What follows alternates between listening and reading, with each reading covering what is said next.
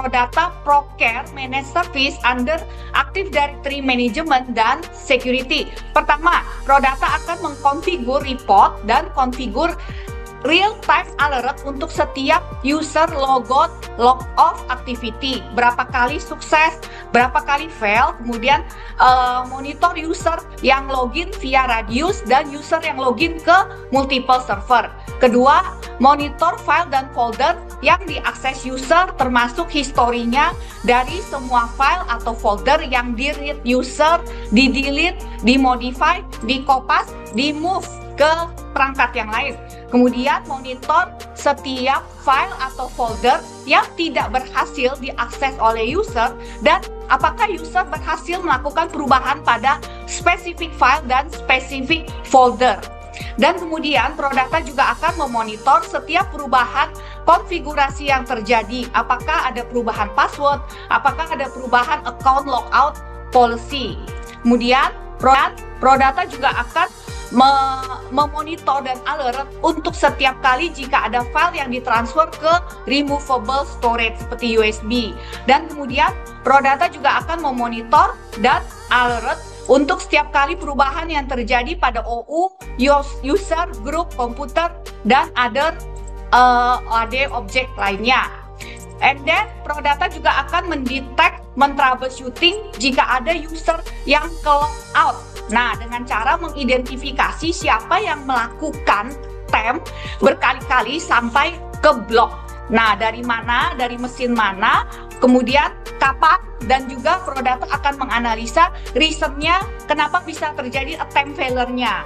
Dan kemudian Prodata juga akan mengkonfigur AD audit untuk memonitor dan alert untuk setiap aktivitas yang dilakukan oleh power user, privilege account, IT administrator yang dilakukan pada Active Directory on-prem, Azure AD, Windows File Server, Member Server. Jadi di sini jika si power user atau IT administrator aplikasi create fake user account, clear audit log, kemudian akses critical data, create, delete, modify GPO outside business hour. Oke, nah topik webinar kita siang hari ini adalah Identity Access Management Stage 3, yaitu Behavior Analytic. Nah, di sini salah satu pilar pentingnya dari Behavior Analytic adalah User Entity Behavior Analysis atau UEBA. UEBA menggunakan teknik machine learning statistik model yang menganalisa log dari berbagai source, yaitu firewall, router, PC, server, database, file server.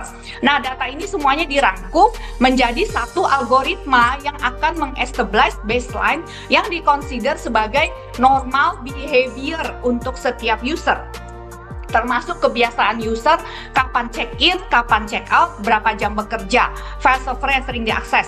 Nah, jika someday user A mengakses ke sistem, ke server yang belum pernah diakses sebelumnya, kemudian tengah malam, udah gitu do file modification, install software-nya di-download, dimodifikasi. Nah, dengan UEBA, semua ini akan langsung di-alert ke IT administrator karena sudah di luar dari kebiasaan dari user A tersebut. Nah, pilar kedua di sini dari behavior analytic adalah zero trust, di mana ini menerapkan never trust, always verify. Jadi di sini setiap request akses itu harus diverifikasi secara ketat. Juga dibuat hak akses ke server sistem seminimum mungkin dan dilimitasi waktunya.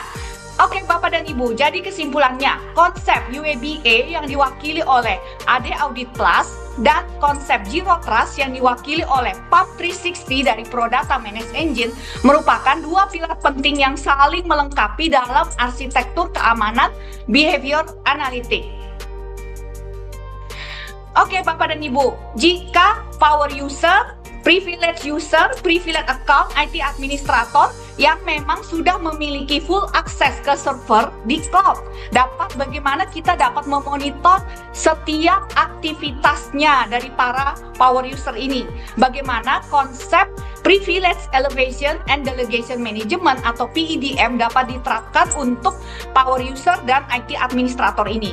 Bagaimana IT security juga dapat memonitor, mencegah, dan menghentikan semua data yang diupload oleh para power user, administrator aplikasi, yang diupload ke third party cloud aplikasi dan email pribadi dari para power user ini. Nah, semuanya ini akan dibahas pada next webinar kita selanjutnya.